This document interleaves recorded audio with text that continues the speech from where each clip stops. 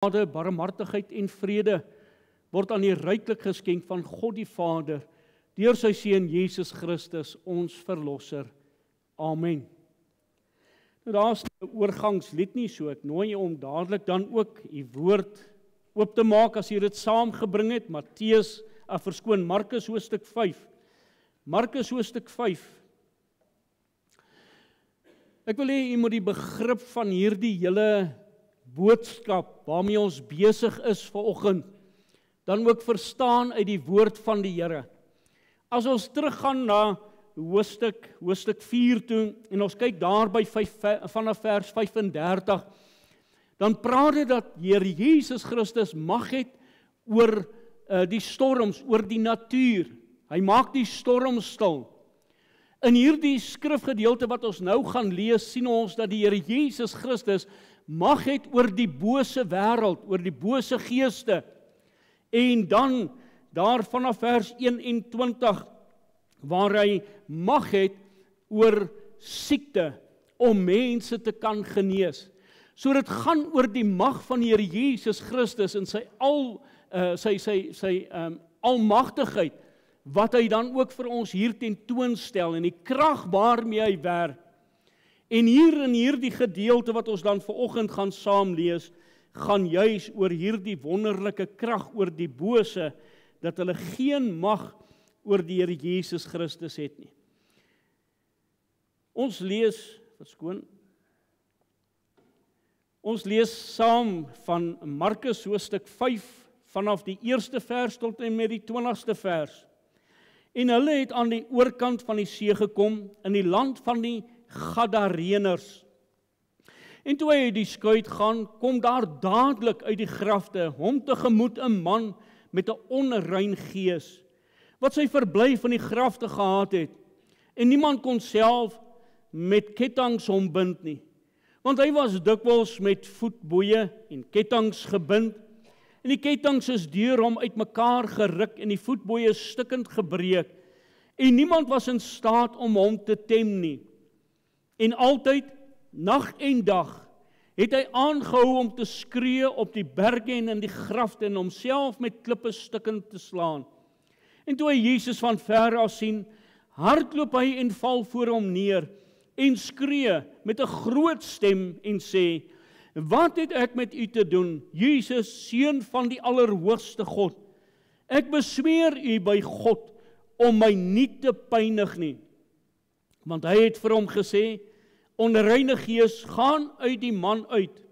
En hy vra hom: "Wat is jou naam?" En hy antwoord en sê: "Legio is my naam, want ons is baie." Toe smeek hy hom dringend om hulle nie uit die land weg te stuur nie. En daar teen die berg het 'n groot trop varke gewy. En al die duiwels het hom gesmeek en gesê: "Stuur ons in die varke sodat ons in hulle kan vaar." En Jesus het hulle dit dadelik toegelaat. En die onreine geeste het uitgegaan en in die varke gevaar, en die trop, daar was omtrent 2000, het van die kraans af in die see gestorm en in die see verdrink. En die wagters van die varke het gevlug en dit in die stad in die buitewyke vertel. En hulle het uitgekom om dit te sien wat daar gebeur het. Toe kom hulle by Jesus en sien die besetene sit, geklee by sy verstand, die een wat die legioene gehad het, en hulle was bevrees. En die wat dit gesien het, vertel toe aan hulle hoe dit met die besetene gegaan het, en ook van die varke. En hulle het hom begin smeek om weg te gaan uit hulle gebied. En toe hy in die skuit klim, het die man wat van die duiwels besete gewees het, hom gesmeek om by hom te kan bly. Maar Jesus het hom dit nie toegelaat nie, maar vir hom gesê: "Gaan na jou huis, na jou mense toe, en vertel hulle watter groot dinge die Here aan jou gedoen het, en dat hy jou barmhartig was." En hy het weggegaan en Decapolis begin verkondig watter groot dinge Jesus aan hom gedoen het, en almal was verwonderd. Net tot sover uit die onfeilbare woord van die Here. Kom ons maak net ons harte stil, terwyl ons die mans gaan staan, as ons die Here in gebed dan ook nader. Hemelse Vader, wat 'n wonderlike voorreg om vanoggend te kon opstaan met daardie reën wat op die dak geval het, en die seëninge wat U ook oor hierdie aarde uitstort. Here, ons weet dat hierdie wonderlike seëninge ook dan lewe bring, dit bring groei, net soos wat U in mense se harte en lewens ook wil kom werk, en dat U in mense se lewens lewe wil kom bring, omdat die mens in sonde ontvang en gebore is, omdat hy dood gebore is, weg van God af gebore is, en U hom uit die duisternis tot die wonderbare lig ook wil kom red. Dankie Here vir U wonderlike genade wat U ook aan ons getoon het, om ons weer by mekaar te bring. En ons kan maar net U kon vertrou, Here, dat U ook vanoggend in hierdie erediens U wonderlike seën sal kom uitstort. Ons bid vir hulle wat siek is. U ken hulle by die name, Here, beter as onsself. U weet wat in daardie liggame aangaan, beter as wat ons dit weet. En kan ons nie anders as om vir U te vra, Here, dat U in die groot genade U hand sal uitbrei oor daardie kosbare mense, en dat U vir hulle sal genees en sal aanraak. Maar Here, ons het net nou ook gesing, laat U wil oor ons lewens geskied. Doen slegs U wil met my. Here, dat U ook U wil sal laat geskied, en dat U naam verheerlik sal word in elkeen van hulle se lewens. Ook vir Henkie wat hierdie week verjaar, wil ons aan U opdra, vra dat U ook vir haar in besonder sal seën, hierdie lewensjaar wat vir haar voorlê, dat U vir haar ook daarin voorspoed sal gee, en dat U naam geheilig sal word.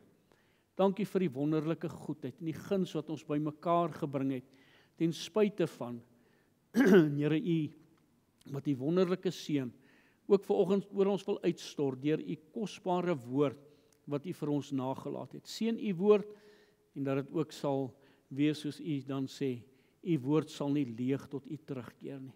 Kry U die eer van ons harte. Amen. Ons teks van oordenking vind ons dan daarso in die tweede vers, en toe hy uit die skuit gaan, kom daar dadelik uit die graf hom tegemoet 'n man met 'n onreine gees. Nou, ons het al sekerlik hierdie gesegde gehoor, en miskien het ons self al die gesegde gebruik, waar ons dan ook gesê het, hy gaan soos 'n besetene te kere. Het jy dit al gehoor? Daar's iemand wat miskien op 'n verkeerde wyse opgetree het, en ons sê vir daardie persoon, hy gaan soos 'n besetene te kere. En hierdie was nou letterlik so 'n geval gewees, waar hierdie man soos 'n besetene te kere gegaan het. Mense het hom probeer bind met ketTINGs, hy het ketTINGs stukkend gebreek. Hy het geskree en te kere gegaan, hy het in die grafte het hy dan gebly, en in ons term vandag, sou ons dan letterlik van so 'n persoon gesê het, hy gaan soos 'n besetene ter kere. En dit was letterlik in die woord van die Here so, 'n man met 'n onrein gees. En dit kan nie anders wanneer 'n persoon nog nie 'n ontmoeting met die Here Jesus Christus gehad het nie, en gedryf word deur die duiwel wat sy vader is, om so op te tree soos hierdie man. Ons sien selfs in die optrede van die duiwels wat hom besit geneem het, waarvan hy moes getuig het dat ons baie is, dat daardie duiwels in daardie varke ingevaar het. Nou weet ons ook uit die woord van die Here dat die varke is 'n onrein dier. Geen wonder dat die onrein geeste dan die onrein dier ook gevaar het, dat ons in daardie onrein diere in kon gegaan het nie. En het daardie varke ook dan so te kere gegaan, omdat hulle besit geneem is deur hierdie onrein geeste, en daar in daardie see dan verdrink het. En wat 'n wonderlike voorreg, wat ons dan ook kan sien wanneer 'n mens met die Here Jesus Christus kom ontmoet, wanneer iemand waarlik met God in aanraking kon kom, daardie man wat met die Here Jesus Christus, die Seun van die lewende God, die getuienis uit die mond van die duiwels uit, dat Jesus Christus is die lewende Seun van God. En hy kon nie anders as om verander te word toe hy met die Here Jesus Christus in kontak gekom het nie. Daarom 'n paar gedagtes wat ek vanoggend net met u kortliks uit die woord van die Here wil kom deel. In die eerste plek oor die kondisie van hierdie man. As ons gaan kyk na hierdie kondisie van hierdie man, dan lees ons in Markus 5 vers 2. En toe hy die skuit gaan, kom daar dadelik uit die grafte hom tegemoet 'n man met 'n onreine gees. Ons sien hoe hierdie geeste dadelik hierdie man dryf om met die Here Jesus Christus dan ook te ontmoet. Die onrein geeste wat daardie gesag van die Here Jesus Christus kom herken. En hierdie man wat besit geneem is deur hierdie onrein gees. So is elke mens wat gebore word in hierdie onreinheid gebore. As daarvan getuig word in Psalm 51 vers 7. Kyk, in ongeregtigheid is ek gebore. Wanneer Dawid self kom erken, in sonde is ek ontvang en gebore. Hier is 'n ander gees, 'n gees wat my dryf om die verkeerde dinge te doen in my binneste. En dank ons die Here dat hierdie man ook met die Here Jesus Christus kon ontmoet het. Maar hierdie onrein gees was sy meester op hierdie stadium. Hy was gedryf deur hulle. Daarom in die woord sê hy dadelik uit die grafte hom tegemoet gegaan, omdat hy gedryf was, omdat die gees, die onrein gees, sy meester was. Die duiwel is dan natuurlik, soos die woord van die Here sê, elkeen wat verlore is, elkeen wat nog nie waarlik gered is nie, elkeen wat in sonde ontvang en gebore is deur die Vader, naamlik die duiwel wat hom dryf. Hy sê dan in Johannes 8 vers 44, julle het die duiwel as vader en die begeertes van julle vader wil julle doen. Hy was 'n mensemoordenaar van die begin af en staan nie in die waarheid nie, omdat daar in hom geen waarheid is nie. Wanneer hy leuntaal praat, praat hy uit sy eie, omdat hy 'n leuenaar is en die vader daarvan. So elke mens wat ongered is in hierdie toestand gebore, is in hierdie verlorenheid gebore, is met hierdie onrein gees gebore. Elke ene is op pad hel toe gebore, as die woord van die Here dan ook vir ons sê, Romeine 3 vers 23, want almal het gesondig en dit ontbreek hulle aan die heerlikheid van God. Ek is nie op pad hemel toe gebore nie. Ek is op pad hel toe gebore. Ek is met hierdie onreinheid binne in my gebore.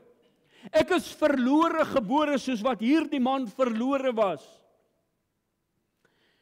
En nou lees die woord van die Here in vers 3, want sy verblyf in die grafte gehad het, en niemand kon hom bind nie. Sy blyplek was daar in die grafte, by die doodsheid. Die woord van die Here sê dit ook vir ons, Romeine 5 vers 12. Daarom soos deur een mens die sonde in die wêreld ingekom het, en deur die sonde die dood, en die dood tot almal deurgedring het, omdat almal gesondig het. Ons is almal blootgestel aan hierdie dood. En weet ons ook dat hierdie dood, die geestelike dood ingetree het, toe Adam daar gesondig het. En deur hom hy die menslike geslag in hierdie sonde dan ook gedompel het. In die geestelike dood. Was dit nie wat die Here Jesus Christus vir Adam en Eva gesê het? Daar in die tuin, en besonder vir Adam, as julle van hierdie boom eet, sal julle sekerlik sterwe.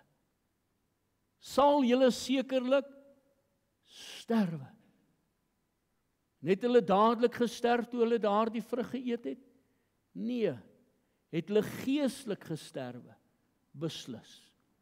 'n Geestelike doodsheid, wat ingetree het toe Adam daardie vrug geneem het, daardie sonde gepleeg het, en hy het sonde in hierdie wêreld ingekom. Daarom soos deur een mens die sonde in die wêreld ingekom het, en deur die sonde die dood, en die dood tot almal deurgedring het. Omdat almal gesondig het. Almal is blootgestel daaraan, net soos wat hierdie man is. Ons is net soos hierdie man eintlik maar daar besig om tussen die grafte rond te dwaal. By die dooi is ons plek, as ons nog nie 'n ware ontmoeting met die Here Jesus Christus gehad het. Matteus 7 vers 18 tot 20 sê dit ook vir ons, 'n goeie boom kan geen slegte vrugte dra nie. En 'n slegte boom ook geen goeie vrugte nie. Elke boom wat nie goeie vrugte dra nie, word uitgekap en in die vuur gegooi. So sal julle dan aan hulle vrugte ken. Wat is die vrug wat u dra? Daardie vrug van u gesprekke. Daardie vrug van u handeling en u wandel. Wat is die vrug van u lewe vandag? Is dit 'n getuienis dat u met die Here Jesus Christus ontmoet het? Of is u soos hierdie man nog in daardie doodsheid en die doodsgevaar waarin hy verkeer? Die woord van die Here sê dit baie duidelik. Ons kan nie hierdie lewe fabriseer nie. Ons kan nie 'n geestelike lewe fabriseer as ons dood is nie. Hoekom? Want die boom wys die vrug. Die boom wys die vrug. Gee hom so 'n bietjie druk en dan sien jy wat uitkom uit daardie persoon uit. Markus 5 vers 4. Want hy was dikwels met voetboeie en kettinge gebind. En die kettinge is deur hom uitmekaar geruk en die voetboeie stukkend gebreek en niemand was in staat om hom te tem nie. Nou moet jy self dink, hoe moet dit wees? Daardie boeie wat hy aangehaat het, dat daardie boeie stukkend gebreek word. En liewe toehoorder, ek wil vir u vanoggend, en miskien is dit vir sommige van u 'n skok, miskien is dit nie 'n skok nie. Daardie kinders wat karate en judo vat by die skole en waar ook al. Ek weet nie hoeveel van u weet nie, maar hulle het sekere krete wat hulle uitroep.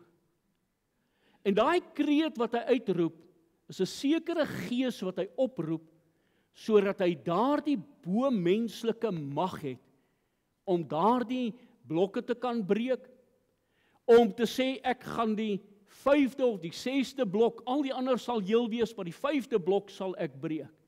Dis bo-natuurlike magte wat so besit neem van daardie persoon, dat hy daardie mag het om daardie dinge uit te oefen. Daar's niks goeds daarin. Ek stel my kind bloot daaraan, ek stel my kleinkind bloot daaraan, as mense dit nie weet nie, vandag moet hulle dit hoor. Hierdie man was so besit geneem deur hierdie duiwels, dat hy hierdie mag gehad het om daardie kettinge te breek, daardie voetboeie stukkend te maak, bo-menslike mag wat hy besit het, en dit kan alleenlik wees wanneer hy gebind word deur die Satan, deur die duiwels en die bose geeste, en daarom dat die woord van die Here ook vir ons dan baie duidelik daar in Efesiërs hoofstuk 6, hierdie waarskuwing ook wil kom gee. En hy kom sê vir ons, eintlik my broeders, word kragtig in die Here, in die krag van sy sterkte. Trek die volle wapenrusting van God aan, sodat jy staande kan bly teen die luste van die duiwel. Want ons worstelstryd is nie teen vlees en bloed nie, maar teen die owerhede, teen die magte, teen die wêreldheersers van die duisternis van hierdie eeu, teen die bose geeste in die lig. Daarom neem die volle wapenrusting van God op. Mense wat hulle blootstel aan hierdie dinge, wat onder die beheer van die Satan is, net soos wat hierdie man was. Hy was gebind gewees. Lukas 13 vers 16, maar hierdie vrou wat 'n dogter van Abraham is, wat die Satan dink daaraan 18 jaar lank gebind het, moes hy nie van hierdie band op die Sabbatdag verlos word nie. 'n Jong dogter, gebind deur die duiwel. En die Here Jesus Christus wil haar losmaak, hy wil haar bevry. Dit is die mag van die Here Jesus Christus oor die duiwel, om haar los te maak van hierdie mag. Johannes 11 vers 44, en die oorledene het uitgekom aan hande en voete met grafdoeke gebind. Ons praat hier van Lazarus. Maar daar in die graf was, hy was aan hierdie doodsheid, was hy gebonde gewees. gebind deur hierdie doeke wat hulle omdraai, wanneer hulle daardie persoon in daardie graf gaan neerlê, soos wat hulle met Jesus dit ook gedoen het, toe daardie grafdoeke daar in die graf gelê het, en daardie kopdoek opgevou was, en hy wys daardeur, maar dit is finaal, ek het die oorwinning oor die dood behaal, ek het die oorwinning oor die Satan behaal, ek het die oorwinning oor die mag van die Satan behaal, en dit is wat Jesus Christus dan ook vir ons in daardie graf kom wys het. Hy het oorwinning oor die dood gehad, en daarom kon hy opstaan op die 3de dag, en wil hy ook hierdie lewe met hierdie man kom deel. Lukas 13 vers 11, daar was 'n vrou wat 'n gees van krankheid 18 jaar lank gehad het, en sy was in mekaar getrek en glad nie in staat om regop te kom nie. Hierdie vrou was gebind, was vasgevang deur hierdie onreine gees. Hy het haar laat krom trek, en jy kan onthou, ek het nie so 2 weke of wat terug het ek vertel van Mina, hierdie ou kort vroutjie wat onder my arm kon maklik deurgeloop het, wat die ou boggelruggie gehad, en daar word vir haar gebid.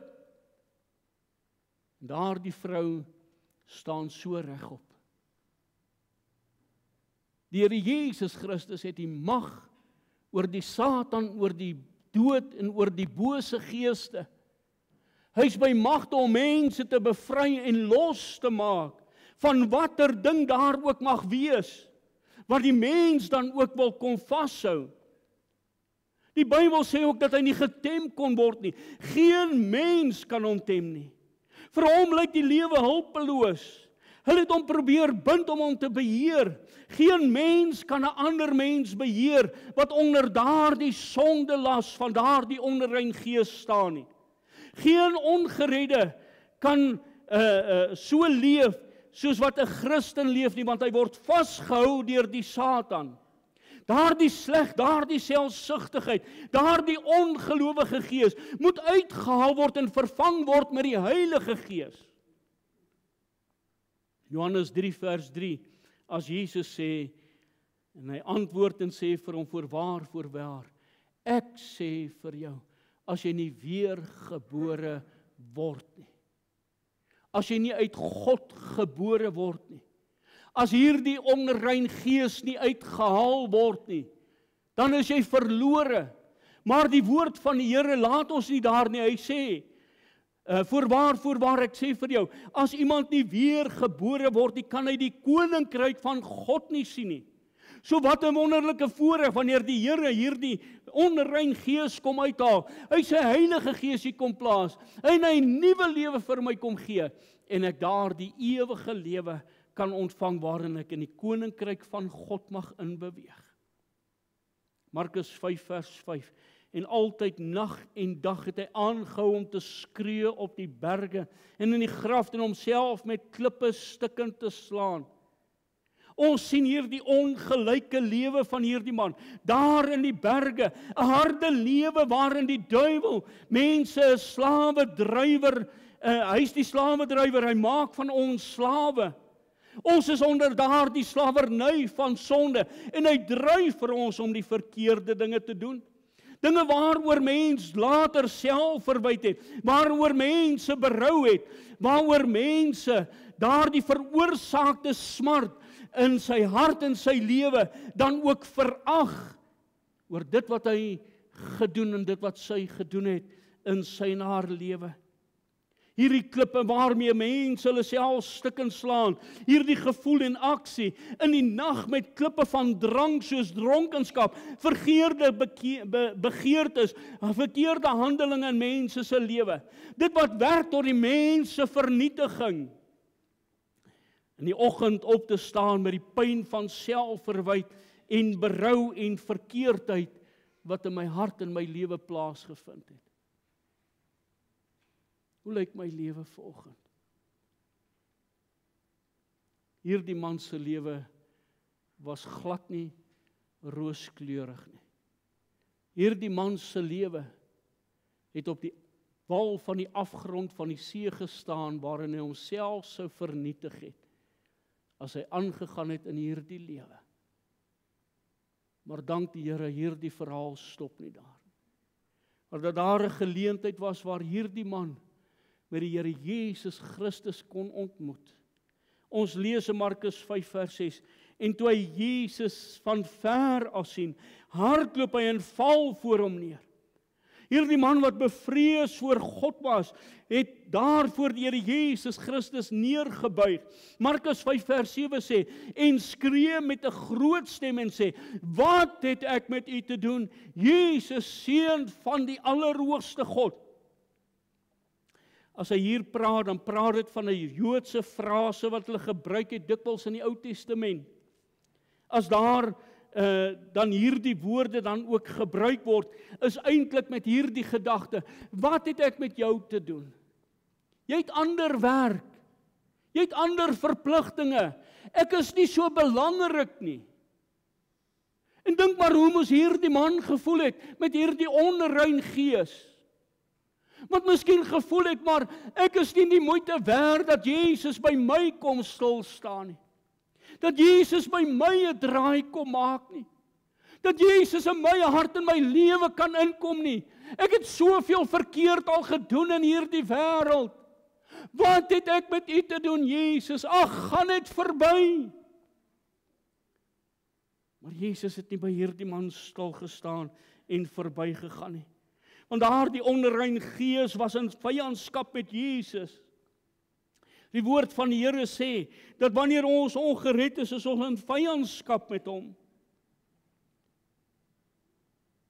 Maar wat roep die duiwels uit? Die duiwels roep uit, ek besweer u by God, om my nie te pynig nie. Hoekom? Want hulle weet, daar is 'n dag van oordeel.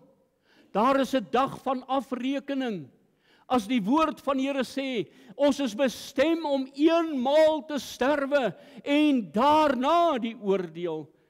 In Handelinge, verskoon, Hebreërs hoofstuk 9 vers 27. Die mens is bestem om eenmaal te sterwe en daarna die oordeel. Liewe toehoorder, daar gaan nie nog 'n tyd wees waarin ek kan roep tot God die Vader vir genade na ek gesterf het nie. Daar gaan nie 'n kans in my lewe weer wees as ek die dag afgesterf het nie, want dan staan ek onder die oordeel van God. Daarom moet ons hier op aarde moet ons klaarmaak en regmaak. Maak jou klaar om jou God te ontmoet, sê die woord van die Here. Daarom moet ek seker maak hier op aarde, dat my hart en my lewe reg is met God. Dat ek 'n ontmoeting met hom gehad het. Daardie man, die ryk man, sê die woord van die Here, toe hy sy oë oopmaak, het hy sy oë in die hel oopgemaak. Daar was nie nog 'n kans nie, daar was nie nog 'n geleentheid nie. Moet ons nie nou al pynig nie, hulle weet daar gaan 'n plek van pyniging wees. Selfs die duiwels getuig daarvan vandag, dat daar 'n plek van pyniging gaan wees. En wat roep daar die man uit? Stuur vir Lazarus, dat hy net die punt van sy vinger in water kan insteek, en my tong verkoel, want ek ly smarte in hierdie vlam. Sy kans was verby. Gaan waarsku my broers asseblief, stuur vir Lazarus, dat hy my broers kan gaan waarsku. Hulle het Moses en die profete. Hulle het die woord van God. Hulle het die predikers om met hulle te praat en hulle te waarsku. As hulle na die nie wil luister nie, sal hulle nie selfs eers na iemand wat uit die dood uit opstaan, luister nie, sê die woord van God.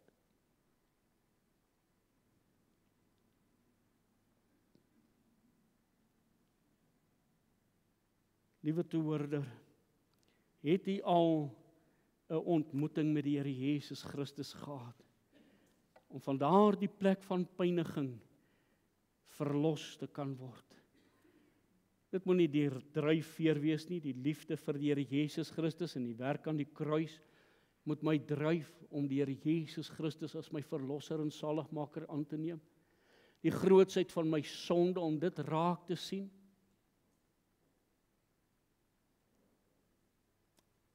Soos ek gesê het, daardie ryk man het dit te laat uitgevind. Selfs die duiwels bid tot Jesus.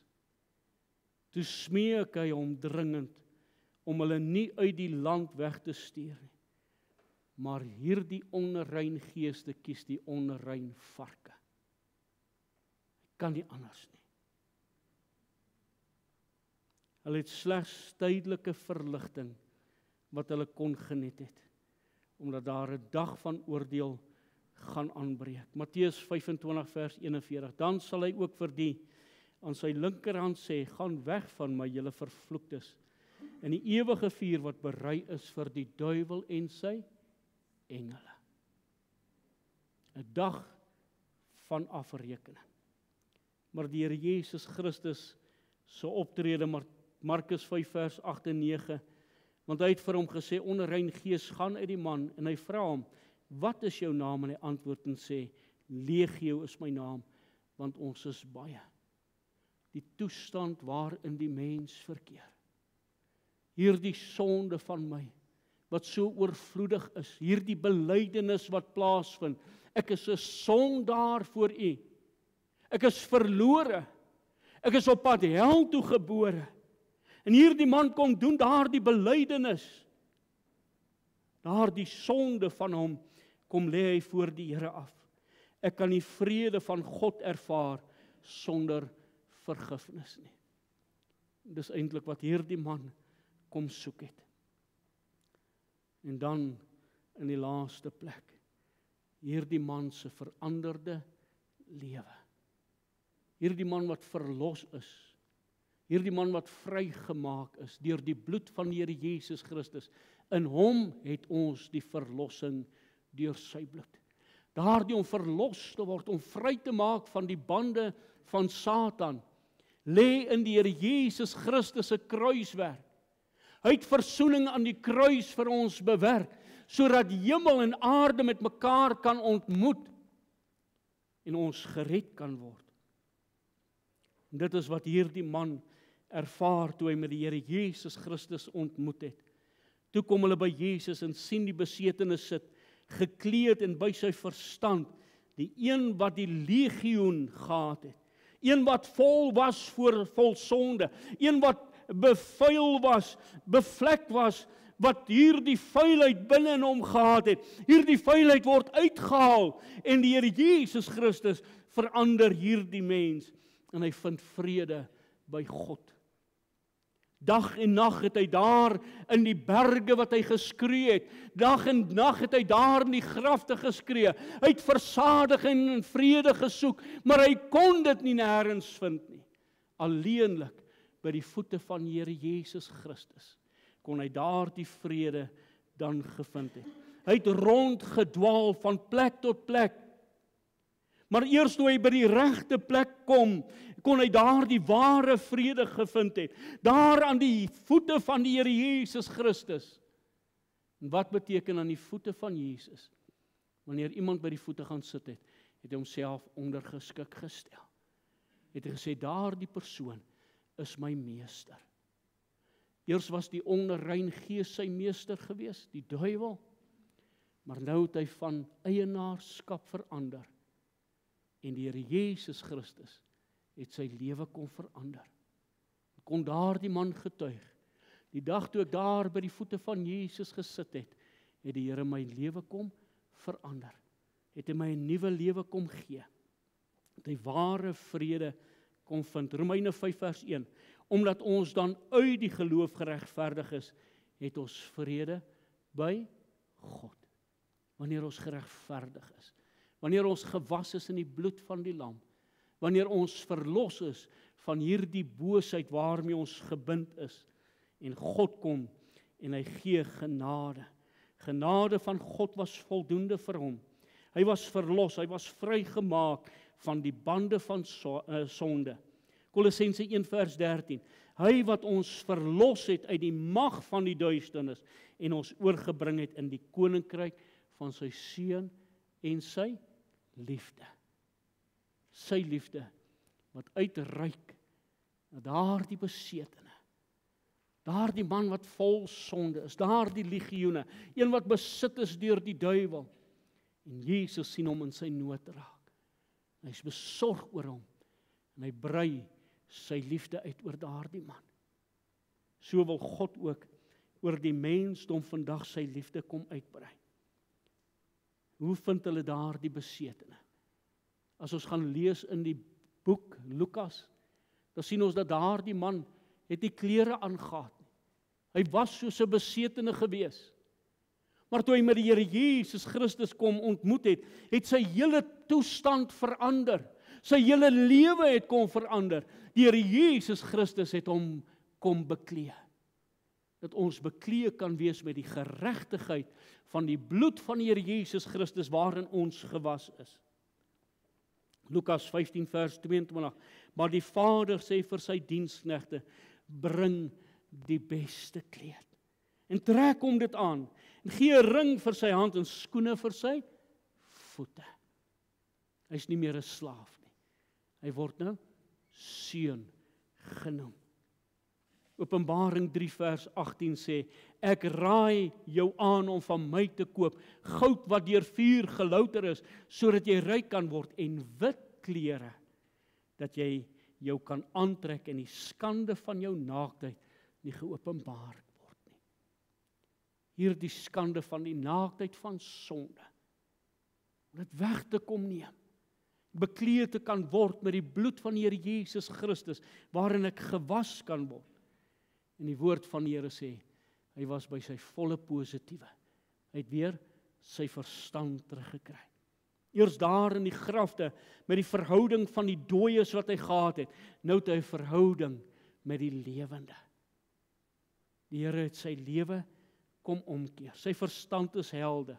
Dinge van die wêreld het hy nou eenkant gesit. Hy bedink nie meer die dinge van die wêreld nie, maar hy bedink die dinge van God. Romeine 8 vers 5. Want die wat vleeslik is, bedink vleeslike dinge, maar wat geestelik is, geestelike dinge. Kolossense 3 vers 2, bedink die dinge wat daarbo is, en nie wat op die aarde is nie, dat ek my gedagtes nou met die Here Jesus Christus se dinge kan kom vul. Nie meer met hierdie ou wêreldse dinge nie. En ons sien die optrede van hierdie man. Daardie optrede, Markus 5 vers 18 en 19. En toe hy in die skui klim, dit is Jesus, hierdie man wat van die duiwels besete gewees het, hom gesmeek om by hom te kan bly, maar Jesus het hom nie toegelaat nie, maar vir hom gesê, gaan na jou huis, gaan na jou mense toe, en vertel hulle watter groot dinge die Here aan jou gedoen het, dat hy jou barmhartig was. Gaan, vertel. Dis die opdrag van die Here Jesus Christus aan elke weergeborene, elke wat met Jesus ontmoet het. Gaan vertel vir die mense wat Jesus vir jou kom doen het. Hoe hy jou siel uit genade kom red het. Liewe toehoorder, of jy in die kerk gesit het en dit vir jou voel asof dit nie so groot werk was nie. Of daardie ou wat in die gutters was en die Here hom daar kom uithaal. Dis een en dieselfde werk. Is uit die duisternis wat God mens kom uithaal en in sy wonderbare lig kom sit. Daardie ou wat in die kerk ongered sit en daardie ou wat in die gutter is, kom doen die Here dieselfde werk in daardie hart. Ek kan nie sê, ag, my getuienis is nou nie so wonderlik nie. Liewe toehoorder, is 'n wonderlike getuienis. As God jou siel uit genade kom red het. En hoekom moet ons daaroor stil bly?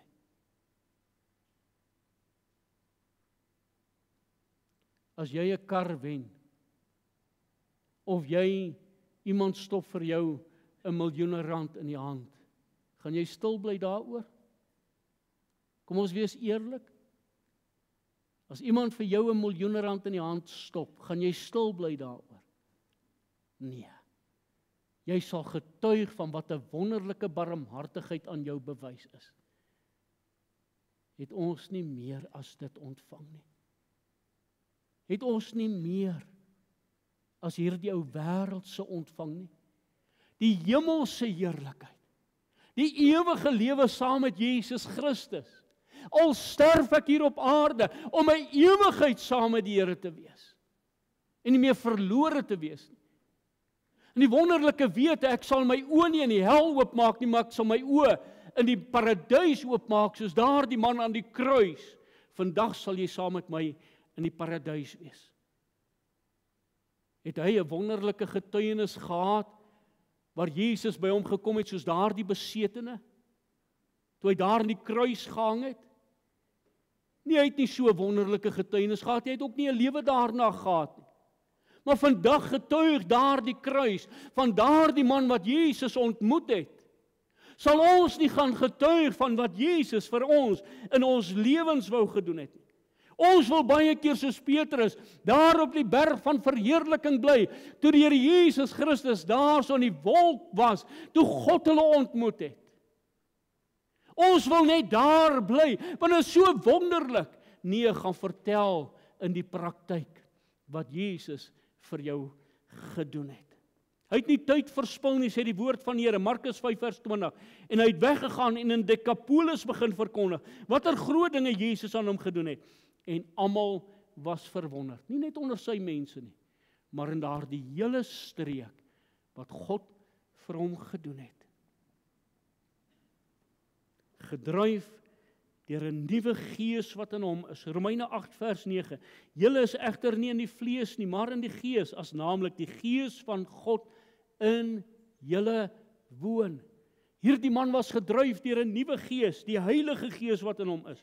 'n Wonderlike getuienis van 'n nuwe natuur wat hy ontvang het. In hom het ons die verlossing deur sy bloed. Daardie bloed het my kon verlos, het my kon vrymaak van daardie bande van sonde.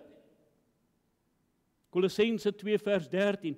En julle wat dood was deur die misdade en die onbesneenheid van julle vlees, het hy saam met hom lewend gemaak. Ek het die ewige lewe, liewe toehoorder, wat 'n wonderlike voorreg om daarvan te gaan getuig, dat Jesus vir my nuwe lewe kom gee het. Nadat hy die owerhede en die magte uitgeklee en hulle in die openbaar tentoongestel en daardeur oor hulle getriomfeer het. Jesus het mag oor die duiwel, oor die Satan, oor die bose geeste, en hy kan enige persoon verlos. Hy is by magte om te verlos. Miskien is hier iemand vandag wat deur die duiwel gebind word deur sonde, wat miskien vasgevang is in hulle sonde toestand, hulle besef, maar ek is maar net soos hierdie man. Klein sonde, groot sonde, maak nie saak nie. Sonde bind mense. Miskien is u soos daardie man wat vrede soek, maar u weet nie waar om dit te vind nie.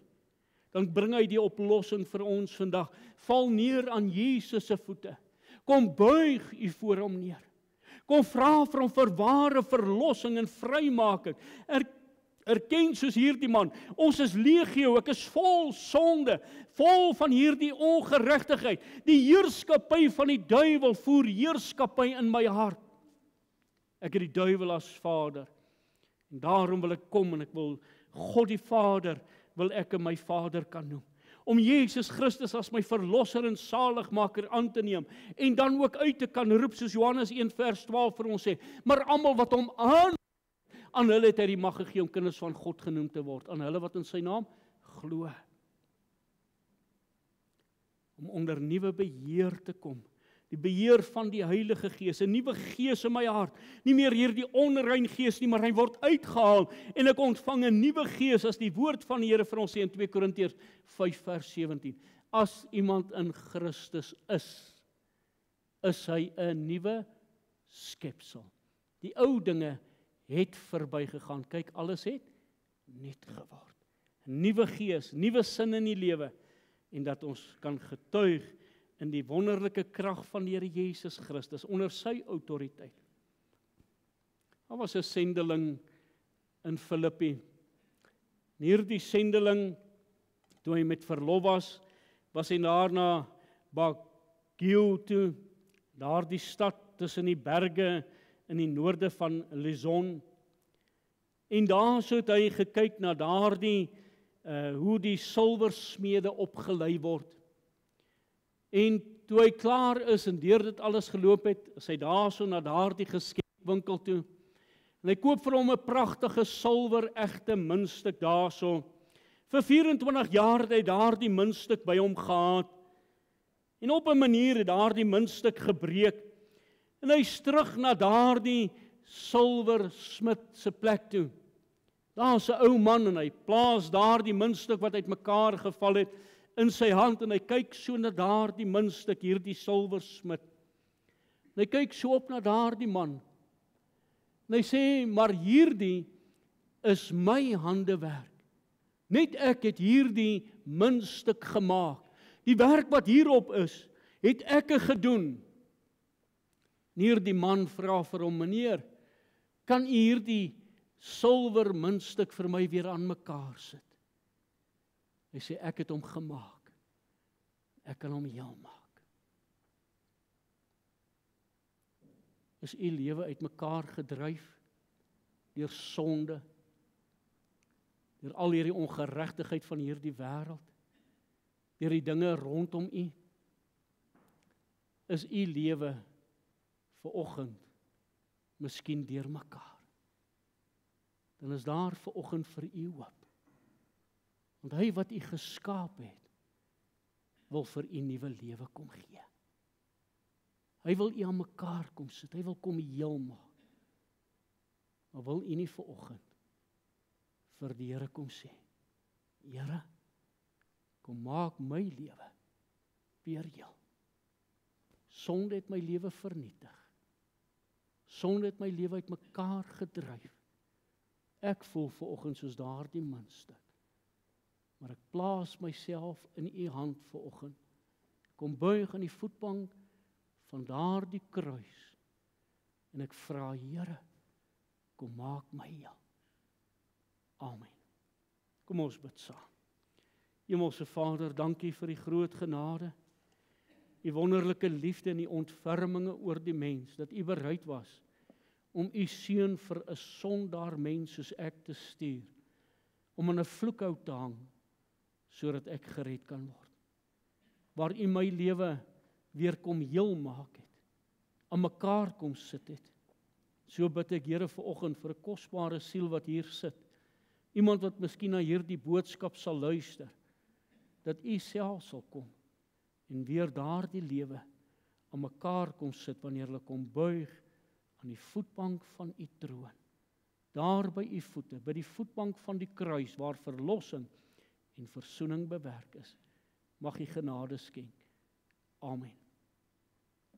Liewe toehoorder, ek wil tog vir u vra, as die woord van die Here tot u deurgedring het en die woord het met u gepraat vanoggend en u weet, dis hoe my lewe is. My lewe is uitmekaar, deurmekaar. Ek moet met God regmaak. Moenie uitstel nie. Kom maak reg met God. Kom ons sluit af. Die Here kom om middernag, dis nou nog alles stil. Gelukkig hy wat hom verwag en handel na sy wil. Kom ons sluit met daardie 2 verse af.